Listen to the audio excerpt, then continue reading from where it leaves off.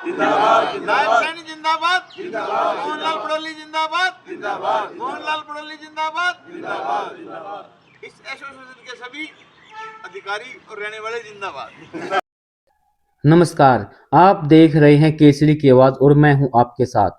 सोनीपत नगर निगम चुनाव जैसे जैसे नजदीक आते जा रहे हैं, वैसे वैसे चुनावी सरगर्मियां भी तेज होती जा रही हैं। हर वार्ड में उम्मीदवार जनता के बीच पहुंचकर अपने पक्ष में माहौल बनाने में जुटे हुए हैं।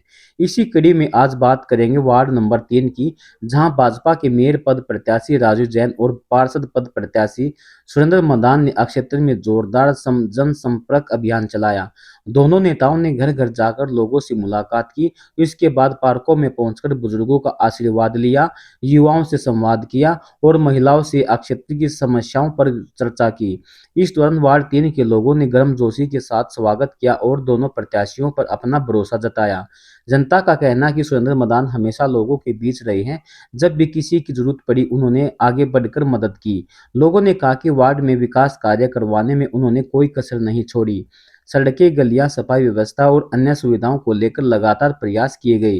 हालांकि क्षेत्रवासियों ने कुछ समस्याएं भी सामने रखी। लोगों ने कहा कि वार्ड के कुछ हिस्सों में अभी भी सीवरेज और पानी निकासी की समस्या बनी हुई है, जिससे बरसात के दिनों में दिक्कतें बढ़ जाती हैं। जनता की बात सुनते हुए राजू जैन और सुरेंद्र मदान ने भरोसा दिलाया कि यह सिर्फ चुनावी वादा नहीं बल्कि उनकी जिम्मेदारी है।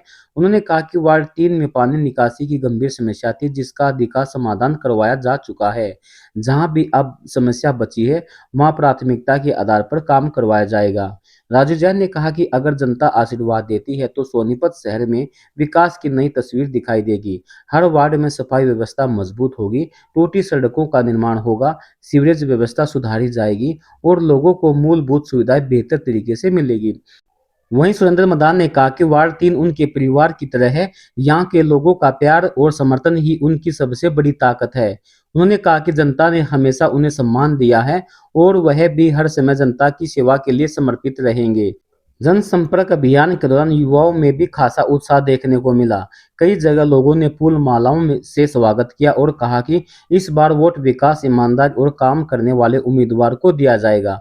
अब वार्ड 3 में मुकाबला दिलचस्प होता जा रहा है, लेकिन जनता के रुझान को देखकर इतना जरूर कहा जा सकता है कि भाजपा प्रत्याशियों को अच्छा समर्थन मिलता नजर आ रहा है।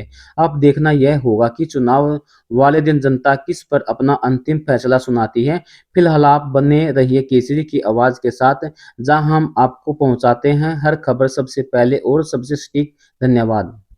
वार्डों के अंदर कहीं पानी की लाइन बदलनी है, कहीं सीवर की लाइन बदलनी है, कहीं गली बनानी है, उस पर ज़्यादा जो है फोकस रहा। बड़े बड़े काम जो है 5 साल का समय मिलेगा तो शहर के इंफ्रास्ट्रक्चर को मजबूत करने के लिए और शहर के लिए जो बड़ी योजनाएं हैं उनको पूरा करने के लिए काम करेंगे।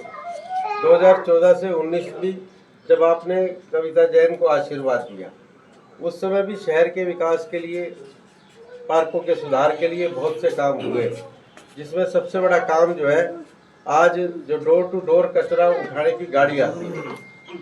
250 टन कचरा जो है रोज शहर से निकलता है। अगर ये 250 टन कचरा निस्तारण की योजना ना होती तो जिस तरह से दिल्ली बाईपास पर कूड़े का पहाड़ है, इसी तरह का पहाड़ जो है हमारे शहर में भी अब तक बन चुका होता है, क्योंकि शहर का जो है विस्तार हो रहा है और वहाँ पर 150 करोड़ रुपए की लागत से वो प्लांट बना, सारा कूड़ा जो है वहाँ जाकर उससे बिजली बनाने का काम हो